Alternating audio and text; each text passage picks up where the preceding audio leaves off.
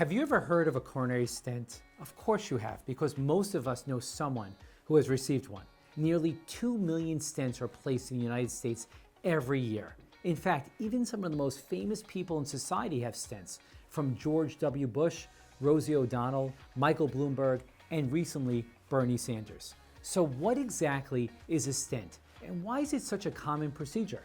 Perhaps even you watching this episode of Dr. Dave's 411 have had a stent.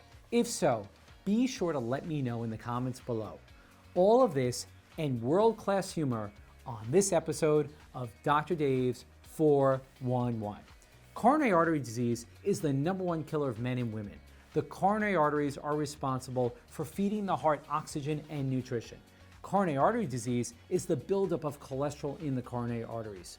Once the coronary arteries start to build up plaque or cholesterol, then a person is at risk for a heart attack.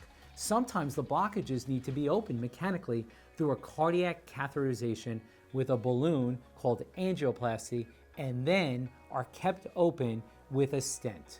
But what exactly is a cardiac catheterization and a coronary stent? So let's review what happens during cardiac catheterization and stent procedure.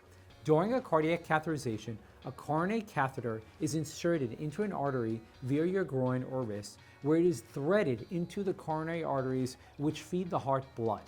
There is minimal discomfort and usually a local anesthetic is used. Once the catheter is inserted into the coronary arteries, then dye is injected to look for cholesterol blockages. A small balloon with a stent at the tip of the catheter is inflated at the site of the blockage, which will stretch and open the blocked artery.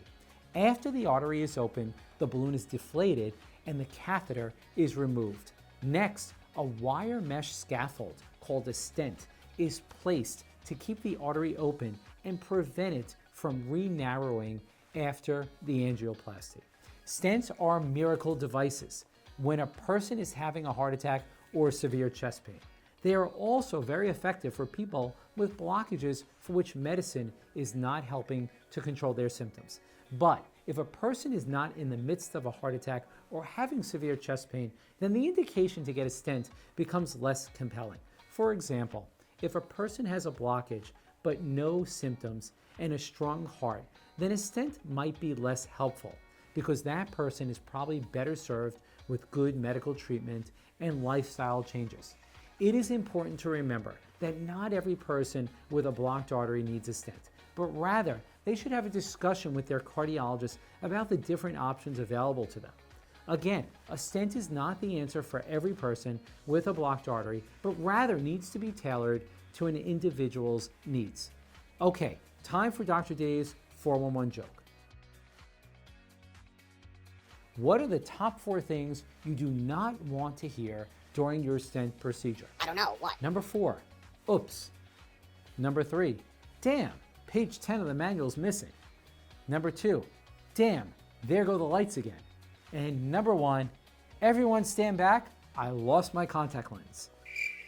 Okay everyone, there you have it, Dr. Dave's 411 on coronary stents. So before I leave, please make sure you like and share this episode so all of your friends and family can enjoy listening to my really awesome jokes.